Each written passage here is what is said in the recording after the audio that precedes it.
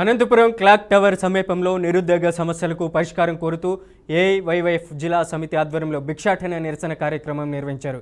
బాబు మా జాబ్ ఎక్కడా, వాలంటీర్ వ్యవస్థ ఎక్కడా అంటూ ప్రభుత్వానికి వ్యతిరేకంగా నినాదాలు చేశారు. ప్రభుత్వ వైఫల్యాల వల్ల నిరుద్యోగ యువత పరిస్థితి రోజురోజుకు మరింత దయనీయంగా మారుతుందని జిల్లా అధ్యక్షుడు కావలి కోట్రేష్ విమర్శించారు. యువతకు నెలకు 3,000 రూపాయల నిరుద్యోగ భృతి ఇవ్వాలని, ఖాళీగా ఉన్న అన్ని పోస్టులను వెంటనే భర్తీ చేయాలని డిమాండ్ చేశారు.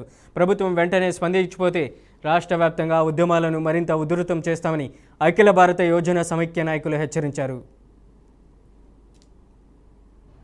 ఈరోజు అనంతపురం నగరంలో నిరుద్యోగులతో కలుపుకొని అఖిల భారత యోజన సమైక్య నాయకత్వం ఈరోజు క్లాక్ టవర్ దగ్గర నుంచి సప్తగిరి సర్కిల్ వరకు భిక్షాటన చేస్తూ ఈ ప్రభుత్వం నిరుద్యోగుల పట్ల చేస్తున్న నిర్లక్ష్య వైఖరికి నిరసనగా ఈరోజు కార్యక్రమం నిర్వహించడం జరిగింది.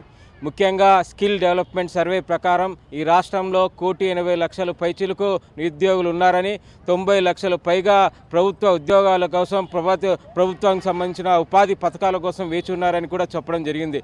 దాంట్లో భాగంగా నిరుద్యోగ సమస్యలు మాట్లాడుతూ సీఎం చంద్రబాబు నాయుడు గారు ఈ రాష్ట్రంలో 20 లక్షల మందికి ఉద్యోగ అవకాశాలు కల్పిస్తామని చెప్పి ఏడాదికి 4 లక్షల ఉద్యోగాలు లేదా 3,000 రూపాయలు నిరుద్యోగ